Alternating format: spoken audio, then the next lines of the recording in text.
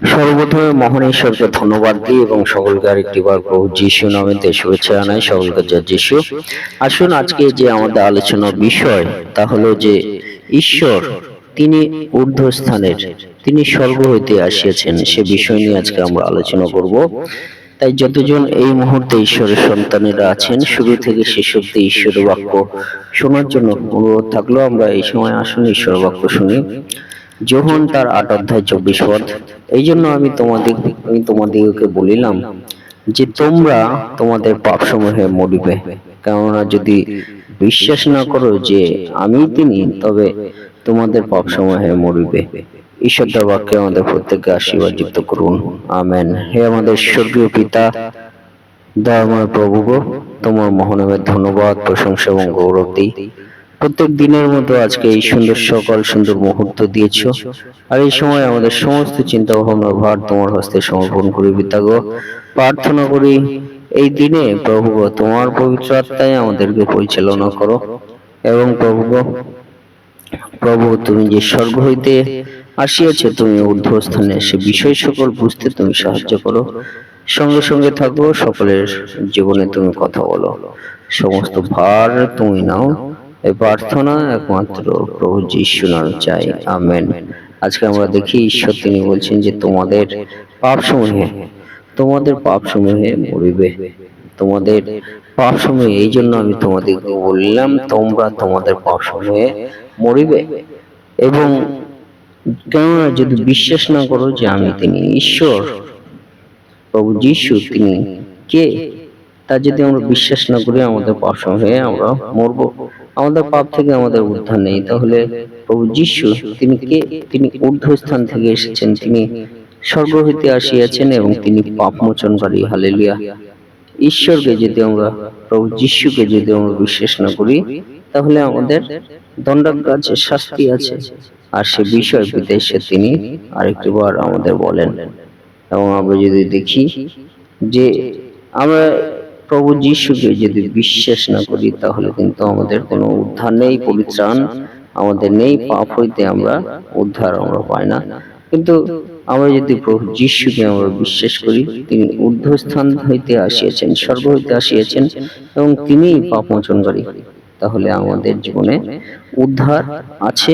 পিতা ঈশ্বর তিনি আমাদেরকে সে বিষয় বলেন। আমরা যদি দেখি যোহন তার 3 অধ্যায় 18 এবং 36 পদ, যে তাহাতে বিশ্বাস করে তাহার বিচার করা যায় না, যে বিশ্বাস না করে তাহার বিচার হইয়া গিয়েছে, যেহেতু সে ঈশ্বরের একজাত পুত্রের নামে বিশ্বাস করে নাই। যে কেহ পুত্রে বিশ্বাস করে সে অনন্ত জীবন পাইয়াছে, কিন্তু যে কেহ পুত্রকে অমান্য করে সে জীবন দেখিতে পাইবে না, কিন্তু ঈশ্বরের ক্রোধ তাহার উপরে অবস্থিতি করে। Amen, hallelujah.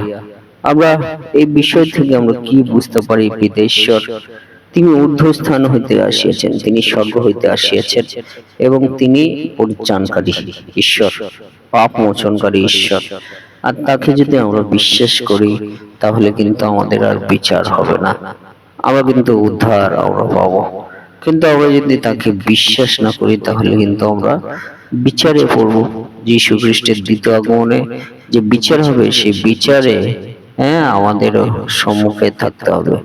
তাই আমরা সেই ঈশ্বরের বিচারের মধ্যে দিয়ে আমরা চলতে হবে। কিন্তু যদি আমরা প্রভু যিশুকে বিশ্বাস করি, তাহলে কিন্তু আমাদের জীবনে ঈশ্বরের বিচার থাকবে না, তিনি আমাদেরকে উদ্ধার করবেন এবং তিনি আমাদেরকে অনন্ত জীবন দেবেন। পিতা ঈশ্বর তিনি বাক্যে আমাদেরকে বলেন। তাই আমরা প্রভু যিশুকে আমাদেরকে বিশ্বাস আমাদের করার প্রয়োজন আছে, কারণ প্রভু যিশুকে আমরা যদি মান্য করি, অনন্ত জীবন আছে, অমান্য করলে আমরা জীবন দেখিতে পাইব না।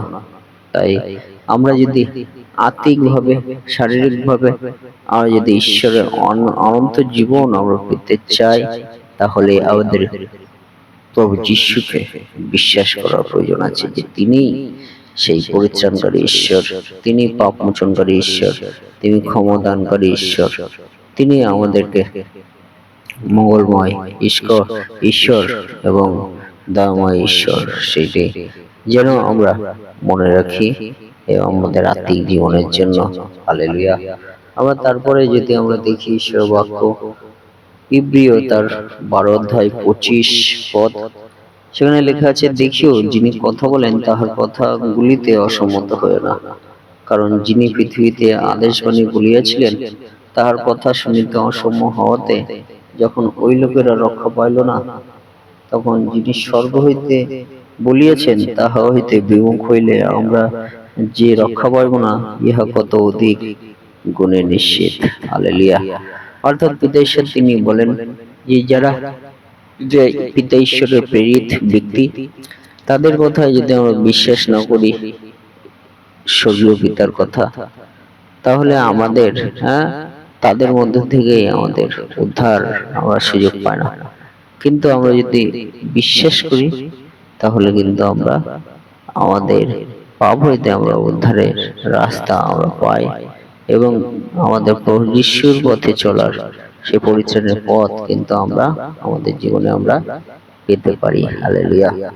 সে বিষয়ে আমরা যেন আমরা মনে আমরা রাখি। জয় যিশু, জয় যিশু। এবং সেই জন্য আমাদের মনে রাখতে হবে যে প্রভু যিশু তিনি হলো আমাদের পরিত্রাণদাতা। মার্ক তার 16 অধ্যায় 16 পদে বলে, যে বিশ্বাস করে বাপ্তাইজিত হয় সে পরিত্রাণ পায়, কিন্তু যে অবিশ্বাস করে তাহার দণ্ডাজ্ঞা করা যাইবে। আমেন। অর্থাৎ যারা প্রভু যিশুকে বিশ্বাস করবে এবং বাপ্তাইজিত হইবে, তারা কিন্তু পরিত্রাণ তারা পাবে। পরিত্রাণ তাদের উদ্ধার আছে প্রভু যিশুতে বিশ্বাস এবং কার্যের মধ্যে দিয়ে। সেই পরিত্রাণ এবং উদ্ধার কিন্তু আমরা পাবো পিতা ঈশ্বর হইতে। কিন্তু যারা অবিশ্বাস করে তাদের দণ্ডাজ্ঞা আছে। যারা প্রভু যিশুকে স্বীকার করেনি তাদের কিন্তু দণ্ডাজ্ঞা বলতে শাস্তি তাদের জীবনে আছে।